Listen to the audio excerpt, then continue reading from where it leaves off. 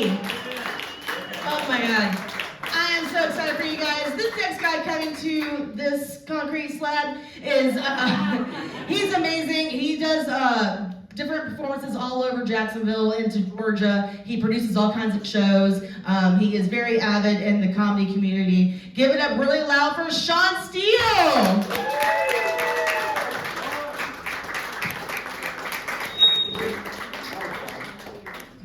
All right, how you guys doing? No, there we go.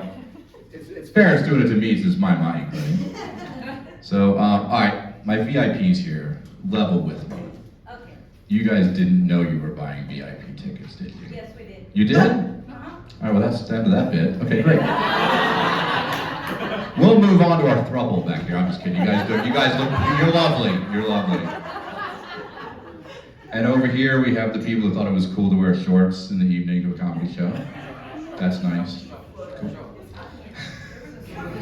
All right, that's enough of me messing with you guys. So, comedy is hard, as you can see by the first 45 seconds here. I did a show a couple of weeks ago. When I came off stage, a woman grabbed me, pulled me aside, and said, "Sean, I love you, but that wasn't any good." Yeah, and she was right. It hadn't gone well. But don't you feel like a mother should be more supportive? So I recently hit a milestone. I turned 50. Stop. It was 6 years ago. All right. I'm a native Floridian, basically moved here when I was 5, so I know the vibe of Florida. And I just saw a study that came out last week from the University of Florida. I don't know if you guys saw this. They spent money to find out what the primary cause of alligator attacks on humans is. Anybody else see this? Any guesses? Fucking with alligators, you're right. That is the 96% of all attacks are because you fucked with an alligator. Here's the problem. People in Florida were really bummed out when they found this out because we're Floridians. We're not gonna stop fucking with alligators. So the carnage continues, yeah. Let me get this out of the way. I'm bald. I can tell you were all thinking it was right there, and I'm aware of it. You don't have to point it out to me, I know. But there are advantages to being bald that you people with hair never think about. Especially you. I'll tell you why. I'm not gonna leave hair fibers behind at the scene of a crime to get the murderer pinned on me. They're gonna get you right away. If I could just figure out what to do with all this semen, I'd be home free. Oh. I know you're all grossed out. Trust me, every time I do that joke, I get grossed out. But so, I recently started a new side gig that has turned into like my whole life. I work in Walmarts. Yeah, not at Walmart. That'd be crazy. I work in Walmart. No one's a Walmart manager here, are they? I always have to ask that. Good. Okay. Thank God. So the difference between working in Walmart and at Walmart is I don't know where anything is. Stop asking me. I don't know what it is, but people come right up to me and they want to know this, that, the other thing. I had a guy 2 weeks ago come to me. He's like 40, and he says, "Do you know where the Cocoa Puffs are?" And I was like, "Dude, they're in your past. Let's move on to the big boy food." Yeah, I mean, everything in Walmart is designed to hurt you. This is true. Not maim you, you're not gonna wind up seriously injured, just enough to break your spirit. The ladder I have to climb up on to get to the shelves is gonna cut you on your knee. The shelves themselves are designed so that your hand's always gonna catch on something and you get little scrapes and bruises. It's just to keep you in line. It's basically hell. The managers there, if you're a manager at Walmart, you know how you got that job? You haven't quit yet. Yeah, that's it. All right. It's not the worst job I've ever had. No. When I was in college, I decided to work my way through as a little league umpire. Anyone else have this joy? No? Okay. Well, working as a little league umpire is crazy because I got death threats from children. They were often written in crayon. The most horrific one was I woke woke up one morning and there was a purple dinosaur head in the bed next to me. That's terrifying. Yeah. So this might happen all the You time. might have to swap this out after me. I'm loud enough, they won't need it.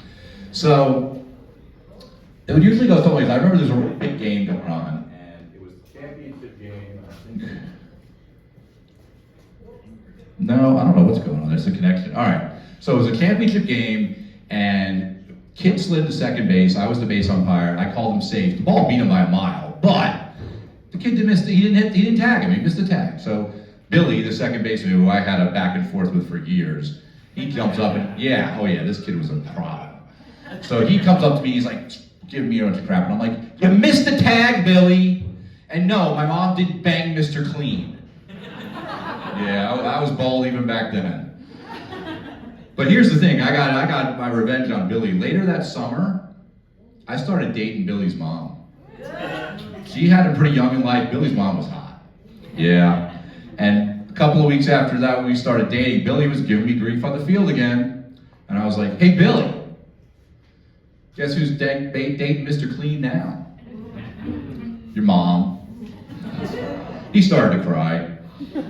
I mean, he was only 8. But deep down, I think he thought it was a really good burn. You know, game recognizes game. Yeah, I actually run into Billy every once in a while. He's like in his early 40s now. I see him out at the bars. He's a raging alcoholic. Yeah, and he's still bitching about that play at second base in the championship game like it ruined his life. I hate that kid.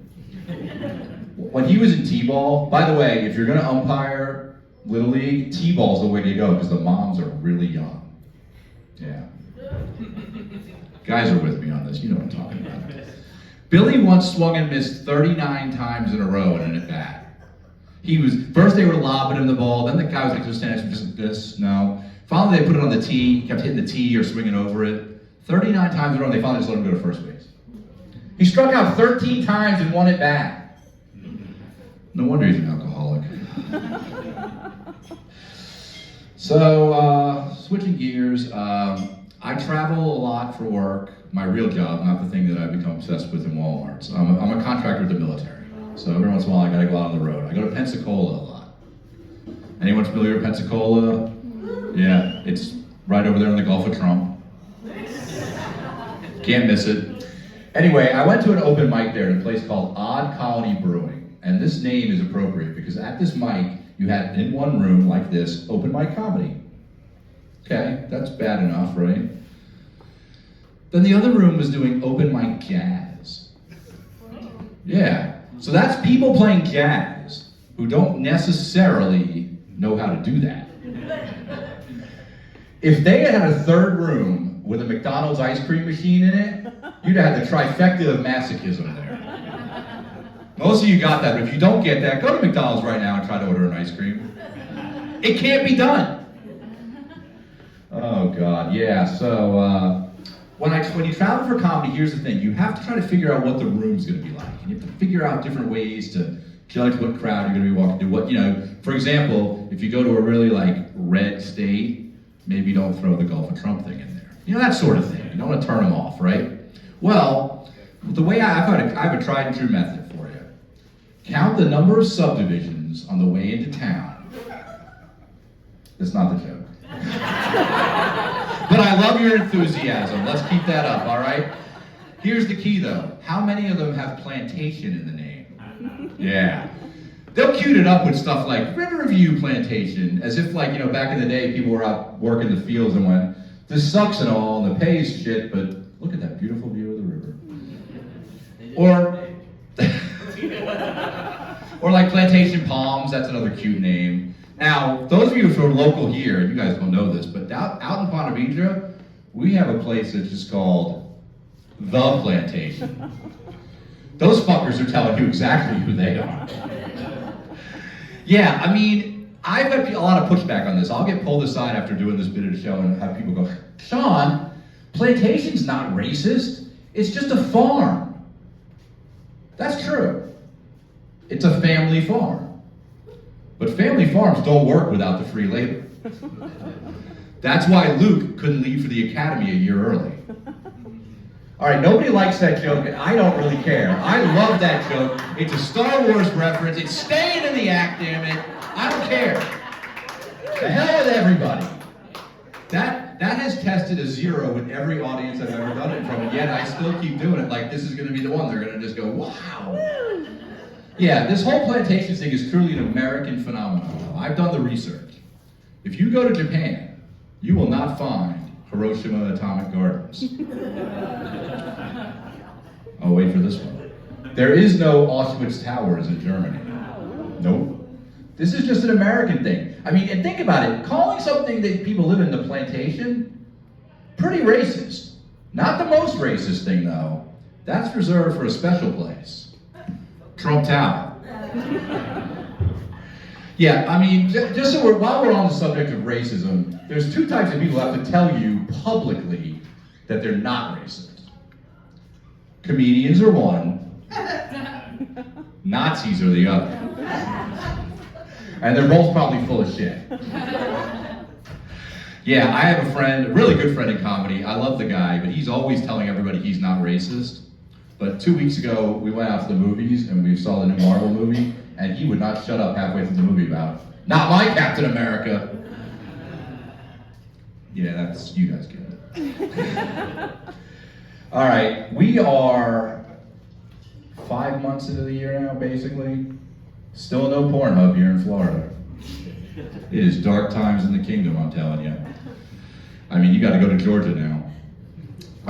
Yeah, if you go to Pornhub right now, guys, just hit P on your Google search. It's going to come right up. You know it. There's going to be a picture of a woman there, and you know what she's telling you to do? This is good. Write to your local elected officials to demand Pornhub back here in Florida.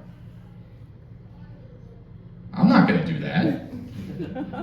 I mean, I'm 56 years old. My first correspondence with an elected official is not going to be demanding porn back on my phone. I mean, you know, I'm pretty sure that winds up on your permanent record somewhere, and, you know, I'd like to own a car someday. All right, so as you gathered, I told you I'm 56. That means I'm an 80s kid. Grew up in the 80s, right? Anybody else grew up in the 80s? You're nodding your head, but I don't believe you. I think you're more of a 70s kid. Which is cool too, but come on, don't be jumping on my thing. The 80s were crazy. We didn't have a chance. Do you remember our role models from the 80s? I'm just gonna give you one example. How to date? Bill Cosby. Bill did time for that advice. Yeah. Yeah, his thing was, I know it tastes funny, honey, drink it anyway. Yeah. Do you remember the anti-drug slogan from the 80s?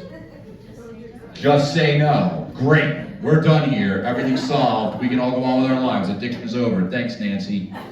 You did it. Yeah, I mean, and then right in the middle of the 80s, for no reason, they changed the formula for Coke. And it was not as good. Coincidentally, right around that same time, they changed the formula for Coca-Cola too, and that sucked as well. At least they brought that back. Yeah, so in the 80s, I was a senior in high school in 1986, and I really wanted to go to NYU. That was my dream. They were a little lukewarm on my dream. I got on the waiting list. Still haven't heard anything. Maybe this year. But my mom took me on a trip up there to visit NYU. And it was really cool because we got to do this together, and it was a bonding experience. She's no longer with us. I don't know why I say that like she's in the other room or something. She just left, but she died. But anyway, we had this great trip together. And at the end of the trip, we were leaving the hotel, and there was all this commotion. And I'm trying to figure out what's going on. And I asked one of the police officers, he says, the president's in town. He's going to be driving right by here to go to the UN. Cool. That's the end of that for me. Not my mom. My mom was an avid photographer, and she wanted to get a picture of the president. And I'm like, it's just going to be the car. But she's like, take my camera, go the other side of the street, whichever way it comes from, we'll get a picture. So I did it. Here comes the car. Stops right in front of me. Me to you, okay? I'm getting ready to take the picture, right? And here the window starts to come down. Because it's Ronald Reagan, and the guy was an actor. He knew a moment. He's out the window waving at everybody. The place is going nuts. And I got it lined up, and I'm ready to snap the shot.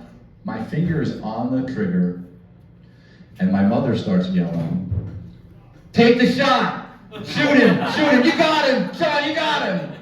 Secret Service is on me from everywhere. I mean, they came from the top of the building. I mean, it was unbelievable. They got me pinned up against the wall, pat me down, camera's gone. One of the Secret Service finally says to me, Sean, wait, he didn't know my name. He says, you're never going to get that shot. I'm like, huh? He's like, the lens cap is still on this thing. That's better if the microphone doesn't cut out. Anyway. Yeah, it's the connection. All right. So the story is ending. Reagan comes over. He sees what's going on. He calls Secret Service guy to him. He says, first of all, let that woman off the ground over there. She didn't do anything. And he comes over and he puts his arm around me and says, here, let's get a picture together. Yeah. And that picture hangs in my parents' dining room to this day. Pretty cool, right? That's it. Okay. I'll leave you with this. Do you remember when the Mayans said the world was going to end in 2012? I bet they're pretty fucking embarrassed right about now, huh? I mean, I haven't heard a Mayan talking shit for years. I haven't even seen one. Okay. All right, you guys have been great. Thanks so much. Stick around. We got lots of actual comedians coming up here. J-Pop. Okay, pay no attention to the man behind the curtain while we try to get this little glitch fixed. That's my fault. So, how are you guys doing? Y'all doing okay so far? Everybody's having a good time? If you want to like get a drink while we're kind of like, you know, shisha-shying around, like making it look like nothing's really happening behind the curtain. Yeah, so you can go get another drink, gotta go refresher real quick. If you have any questions for, I don't know, like I feel like I'm like running a board right now. Do you have any questions? Any questions on the homework, anybody? Let's see here. Oh, okay, good. Okay, all right. Okay. The burlesque show is on the 25th. Yes, the 25th. We got nothing on that. Good. Don't go big in my heart. It's the burlesque show. It's on your Instagram. If you look up the Emerald Vine Room, they have the link tree out there, and you'll always see our links and tickets out there. Testing. Yep. Better? Yeah. Yay, Whitney! Hello. Give it up for Whitney, everybody. Woo! Yay. My comedians, you just have to stay a little bit close. You are now on a leash. So Not a bad. you are not free to roam about the cabin. All right. Okay. We are going to keep